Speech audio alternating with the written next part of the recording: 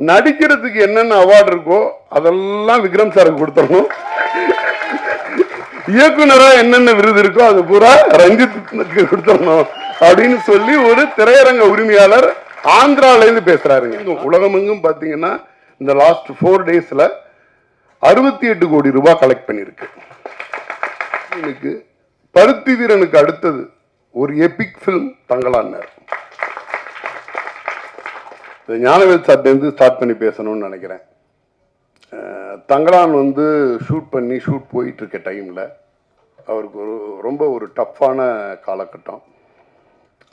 அதையெல்லாம் தாண்டி ஒரு ப்ராஜெக்ட் மேலே, ப்ராஜெக்டுக்குள்ளே இருக்கிற டெக்னீஷியன் அண்ட் ஆர்டிஸ்ட் மேலே உள்ள நம்பிக்கையில் மிக பிரம்மாண்டமாக எடுத்தார். ஒரு சாதாரண தயாரிப்பாளர்கள் அது மாதிரி ஒரு கடினமான காலகட்டத்தில் அப்படி ஒரு கடினமான முடிவு எடுத்து அவ்வளோ பெரிய ஒரு படம் பண்ணுவாங்களாங்கிறதே டவுட்டு. அந்த படத்தை வந்து தங்கலான் படத்தை பண்ணார். தங்கலான் படத்தை முதலாக அவர் வந்து ஒரு ஃபைனல் காப்பி பார்க்குறார். பார்க்கும்போது என்னையும் வர சொல்லி இருந்தார், நானும் சேர்ந்து பார்த்துருந்தோம். ஒரு 10 நிமிஷம் அப்படியே பேசாமல் உட்கார்ந்து இருந்தார். எனக்கு தெரியல என்ன மூடில் இருக்காரு அப்படின்னு சொல்லிட்டு, சரி என்னன்னு அவரோட வியூ என்னன்னு தெரிஞ்சுக்கிட்டு பேசுவோம் அப்படி. ஜென்ரலாக ஒரு படத்தில் அவர் ரஞ்சித் பிரதர் பற்றி சொல்லும்போது, ரஞ்சித் வந்து ஒரு படத்துக்கு முழுமையான அர்ப்பணிப்போட முழுசாக உழைச்சிருவார் அப்படிங்கிறது நமக்கு தெரியும். ஒரு ஹீரோ, ஒரு ஆர்டிஸ்டாக இவ்வளோ பெரிய உழைப்பை போட்டு வச்சுருக்காரு, இதை நம்ம சரியாக கொண்டு போய் சேர்த்தாகணும் அப்படின்னாரு. விக்ரம் சாரோட நடிப்பு, விக்ரம் சாரோடைய அர்ப்பணிப்பை ஒரு தயாரிப்பாளர் படம் பார்த்து முடிச்சு அடுத்த 5 நிமிஷம் ஸ்பீச்லெஸ்ஸாக இருந்தார். நான் இந்த படம் மிகச்சரியான ரிலீஸ் தேதியில் மிகச்சரியாக ப்ரொமோட் பண்ணி இந்த படத்தை கொண்டு போய் சேர்க்கணும். அப்படி சேர்க்கும் பொழுது தான் ஒரு படத்துக்காக ஒரு ஆர்டிஸ்ட், அதாவது அவங்களோட நிலை தாண்டி ஒரு படத்துக்காக அர்ப்பணிப்பு உணர்வோட நடிக்கிறாங்கங்கிறப்ப ஒரு தயாரிப்பாளராக நான் அந்த படத்தை எடுத்துக்கொண்டு போய் சேர்க்கணுன்னார். அடுத்தது அவர் சொன்ன விஷயம், ஸ்டுடியோ குரியனுக்கு பருத்தி வீரனுக்கு அடுத்தது ஒரு எபிக் ஃபிலிம் தங்கலான்னார். இதோட ப்ரொமோஷன் ஆகட்டும், இதுக்கு நம்ம செலக்ட் பண்ணுற ரிலீஸ் டேட்டாக இருக்கட்டும், இதை கொண்டு போய் சேர்க்க வேண்டிய இடமா இருக்கட்டும், அது ரொம்ப முக்கியமான இடம். மிகச்சரியாக அதை பண்ணணும் அப்படிங்கிறது மட்டும்தான் சொல்லிட்டு இருந்தார். இந்த படத்தோட வெற்றி, ஜென்ரலாக ஒரு படம் ப்ரொடியூசருங்க ஆங்கிலேருந்து ஒரு படம் போட்டு முடித்து பார்த்ததுக்கு பிறகு அந்த படத்துலேருந்து வரக்கூடிய ரெக்கவரி பற்றி பேசிகிட்டு இருப்பாங்க. அவர் வந்து அதில் உள்ள ஆர்டிஸ்ட் அந்த கலைஞர்களோட ஒட்டுமொத்த உழைப்பை மட்டும்தான் பார்த்தார்.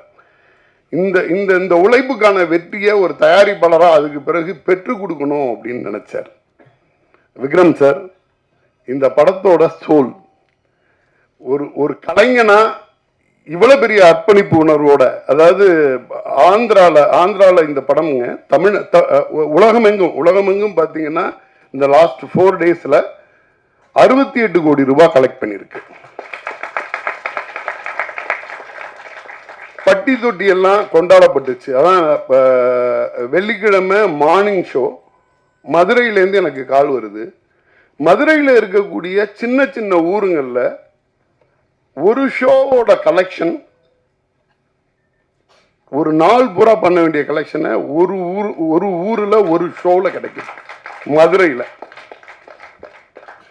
ஸோ நீங்கள் வந்து நிறையா பேசுவோம், வெளியில் பேசும்பொழுது இயக்குனர் மீதான அன்பும் இருக்குது, வன்மமும் இருக்குது. அதெல்லாம் ஒன்றும் கிடையாது. இயக்குனராகவே பார்க்குறாங்க, அளவற்ற அன்பை கொடுக்குறாங்க. ஏன்னா ரஞ்சித் பிரதரை தனிப்பட்ட முறையில் எனக்கு தெரியுங்கிறதுனால நான் சொல்கிறேன், சக மனிதன் மீது அளவற்ற அன்பும் அக்கறையும் கொண்ட ஒரு இயக்குனர். அவர் பேசும்போது சொல்லுவார், நான் என்னோட படத்தில் வந்து யாரையோ அருவாலை எடுத்துட்டு 2 பேரை வெட்டுறதோ அதையோ இந்த மாதிரி எல்லாம் நான் படம் பண்ண மாட்டேன் அப்படின்னே சொல்லிட்டு இருப்பாரு. ஏன்னா சமுதாயத்தின் மீதான அக்கறை, மக்கள் மீதான அன்பு அவருக்கு வந்து ஜென்ரலாகவே அவருடைய படத்தில் பிரதிபலிக்கும். அந்த அன்பை மக்கள் கொடுத்தாங்க. வெள்ளிக்கிழமை அன்னைக்கு தமிழ்நாடு பூரா மக்கள் வந்து கூட்டம் கூட்டமாக அலையலையாக வந்தாங்க. அது வந்து சிட்டி, செங்கல்பட்டு, மதுரை, திருநெல்வேலி இந்த மாதிரி எந்த பாகுபாடும் கிடையாது. தமிழகம் எங்கும் மிகப்பெரிய ஓப்பனிங் கிடைச்சிச்சு. இது வந்து தமிழ்நாட்டுக்குள்ள ஒன்றுன்னா ஆந்திராவில் இன்னொரு மேஜிக் பண்ணுச்சு. ஆந்திராவில் ஒரு ஒரு திரையரங்கு உரிமையாளரோட நான் பேசிக்கிட்டு இருக்கேன்.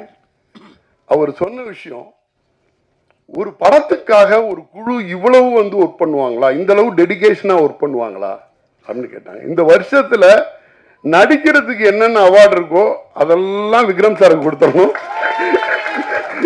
இயக்குனராக என்னென்ன விருது இருக்கோ அது பூரா ரஞ்சித்துக்கு கொடுத்துடணும் அப்படின்னு சொல்லி ஒரு திரையரங்க உரிமையாளர் ஆந்திராலேருந்து பேசுறாருங்க. ஆந்திராலேருந்து பேசுறாரு. ஸோ ஒரு சக மனிதர்கள் மீதான அக்கறையோட ஒரு மிகப்பெரிய படைப்பை, தான் எடுத்துக்கிட்ட படைப்பை ஈஸியா ஓப்பி அடிச்சு சொல்லிட முடியும். ரொம்ப ஹார்டான விஷயங்களை எடுத்துக்கிட்டு ஒரு மக்களை வேற ஒரு உலகத்துக்கு எடுத்துட்டு போகுது தங்களா. நீங்க வந்து என்னன்னா, இந்த படத்துக்குள்ள போய் ஜஸ்ட் லைக் தட் கான்டெம்பரரியா ஒரு படம் பண்ணிடலாம், யாரை வேணாலும் 2 சீன்ல கைத்தட்ட வச்சிடலாம், அருவாளை எடுத்து 2 பேரை வெட்டிட்டு கைத்தட்டு வாங்கிட்டு போயிடலாம். அதெல்லாம் பண்ணலைங்க. மிகச்சரியான ஒரு உழைப்போட, மிகச்சரியான ஃபில்ம் மேக்கிங்கோட தமிழ்நாடு பூரா மிகப்பெரிய வெற்றியை வந்து மக்கள்கிட்டேருந்து பெற்றுக் கொடுத்துருக்குறாங்க.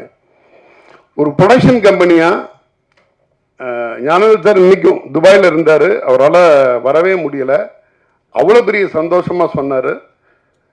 எனக்கு நான் வந்து ஒரு பருத்தி வீரன் மாதிரி நினைக்கிறேன் தங்கலான் படத்தை. எனக்கு ஒரு எபிக் ஃபில்மா,